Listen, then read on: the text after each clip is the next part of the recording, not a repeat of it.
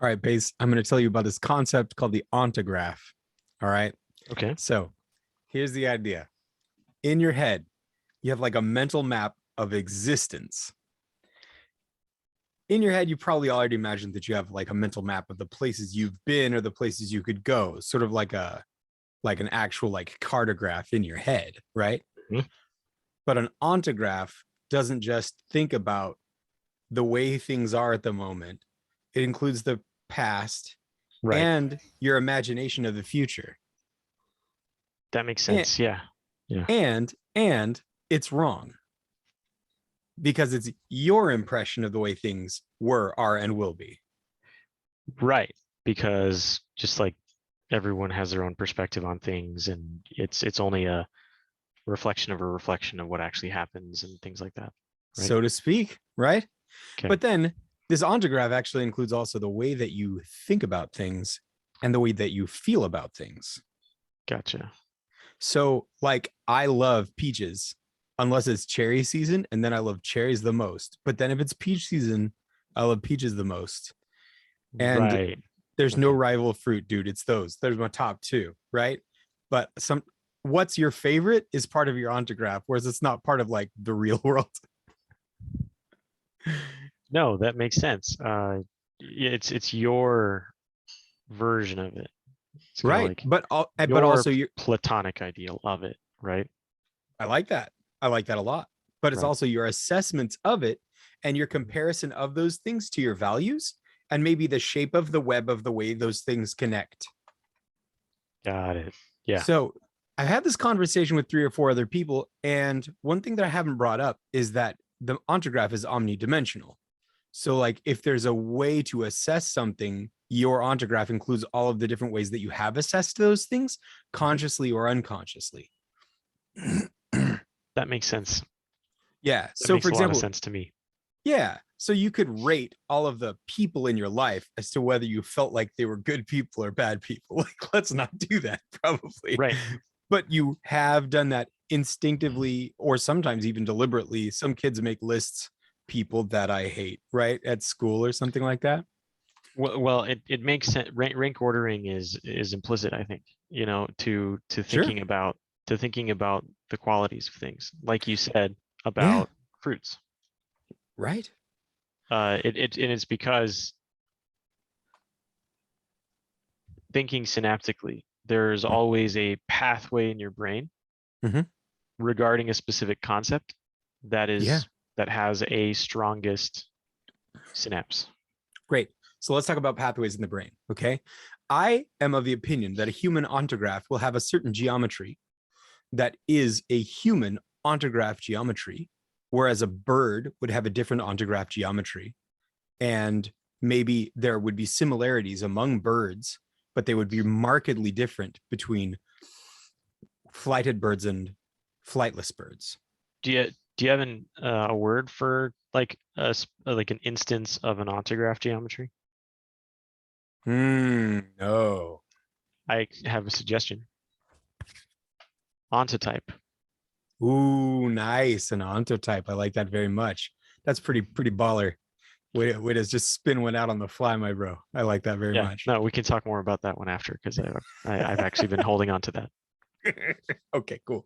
So that's fantastic. All right. So there'd be all these different ontotypes. A worm would have a certain ontotype. Some or there are And I would people. have one, and you would have one. Yeah. Mhm. I mean, you've got your whole ontograph, and it's a human ontotype Right. ontograph, and Yeah. I've got my, but then at the same time, what was I gonna say? Oh snap.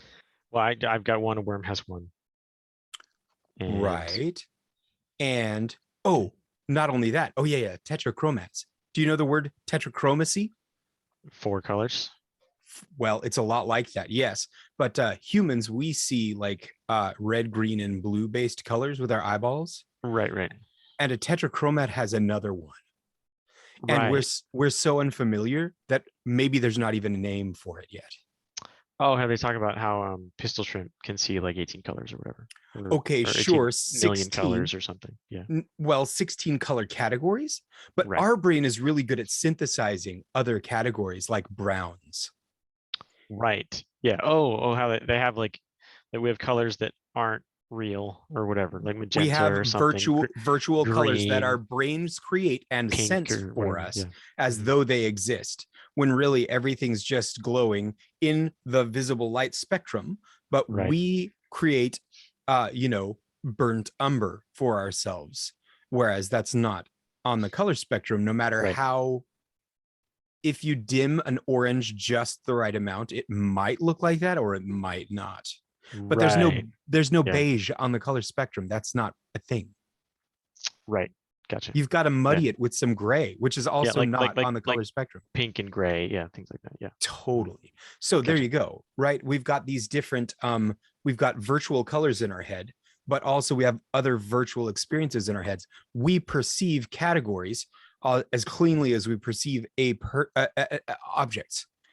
And Right. saying that we perceive objects is also a little bit of a stretch, Mhm. because when you see an orange, you're like, oh, that's an orange. I can tell because it's round, which is a made up category based on, like you said, something like a Platonic ideal of what roundness means, Right. right? Yeah. And if it has a little boogle on the top, it's a tangelo. That's not an Right. orange. Yeah. Don't try and And sell me that the nonsense. height of a a cup or whatever turns it into a bowl or whatever. Yeah. Right. Yeah. We were at the farmer's market today and we sold a platter that had a high rim. And I was like, I don't know if that's a salad bowl or a platter. Like, what are you guys gonna use it for?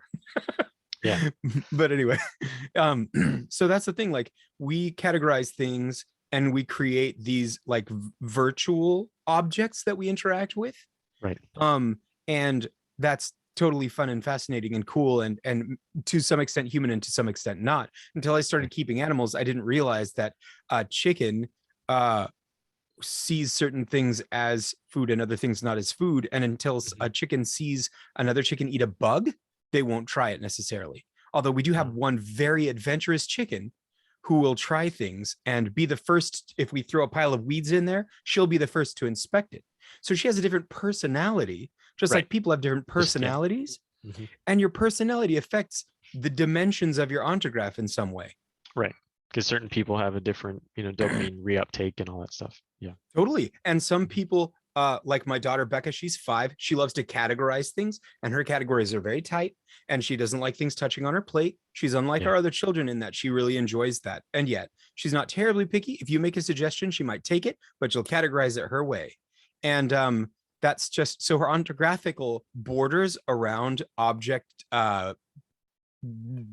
definitions will Right. be nice and tight in a way that mine won't. I'm a total space brain, like I think about everything, such as the ontograph. Like, well, what's everything? Oh, that's too narrow a category. How about we zoom out? What's the everything of everything? Stuff like that. And you're very good at that. So I thought you'd be really interesting to talk to Yeah. about this.